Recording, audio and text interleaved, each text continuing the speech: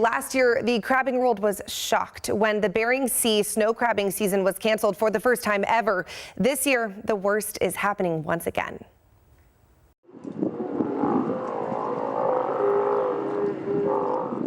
It's peaceful in Kodiak, Alaska. An ecosystem where all species are reliant on each other. Hey, you got this one on? Good morning. Beautiful day here in Kodiak. Yeah, good morning. A quiet day on the bay. Sounds like things might be slowing down out there a little. And that is the problem. Yeah, it's winding down here. So. This is usually the time of year when crabbers are frantically getting ready for a long season, but this year is different. In a normal year, you'd have, people walking back and forth, boats transiting from the dock over here to over here, putting pots on, getting gear ready.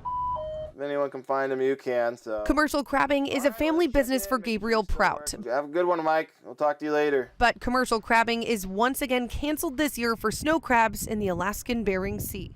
What's happened in the last couple of years has been completely unprecedented and a complete shock and surprise to the industry. To understand the current crabbing crisis, we have to take a look back. Gabriel says crabbing has always been a staple in this local economy. Bering Sea crab fishing has always been a very lucrative business of guys coming back with a boatload of crab, making $100,000 in a matter of a month or two. And catch levels are tightly monitored by government leaders.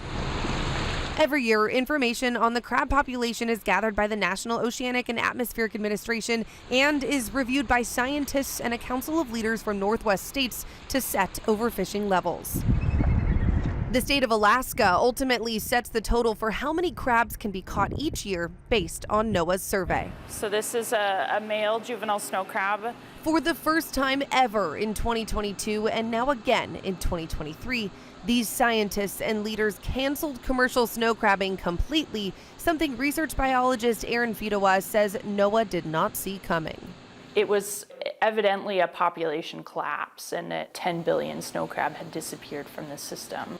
In 2018, there were an estimated 12.2 billion snow crabs in the Bering Sea. 2019 totals brought just shy of 5 billion, but no red flags were raised at the time. In 2020, NOAA canceled their summer survey, creating a gap in the data.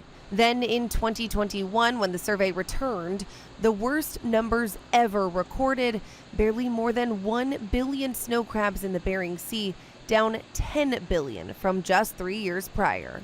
I did the bulk of the stations in the eastern Bering Sea that snow crab typically inhabit, and it was very apparent that something was wrong.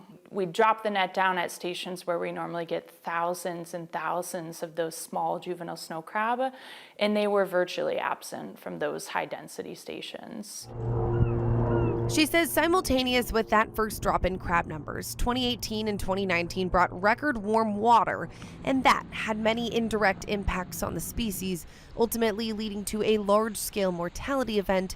Those impacts now seen back-to-back years. I do think for an Arctic species, the future is uncertain. Like I said, I'm an optimist, and I can only hope that the conditions continue to support viable populations of snow crab. She says they're seeing increasing juvenile crabs now, but it could take years for them to mature to catchable size. Whether or not we see a lot of crab is all relative. If we see a lot of crab one year, it doesn't always mean that we'll see them the next year.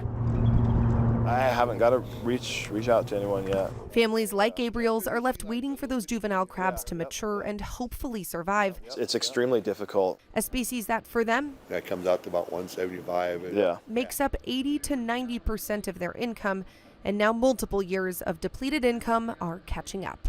We're at risk of losing our small family fishing businesses, second, third generation fishermen families.